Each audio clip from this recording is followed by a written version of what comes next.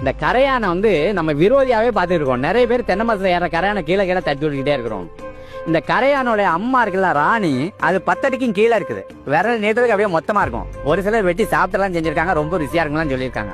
இது மாதிரி மனுஷன் வெட்டிடுவாங்கிறதுக்காகவே அது பள்ளத்துல கொண்டு போய் அது குடிச்சு. அப்ப இந்த கரையாலாம் என்ன பண்ணுதுன்னா, அது ராணிக்கு சாப்பாடு கொண்டு போறதுக்காக ஓட்ட போட்டுக்கிட்டே இருக்குது.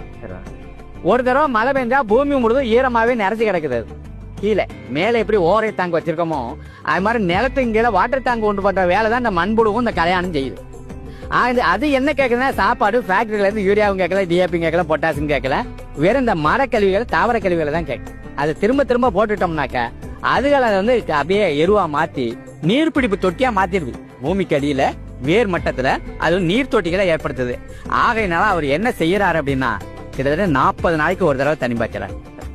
அந்த 40 நாளைக்கு ஒரு தடவை தண்ணி பாய்ச்சறதுனால 3 HP மோட்டார் பொறுத்தினாலும் அந்த 15 ஏக்கரும் தண்ணி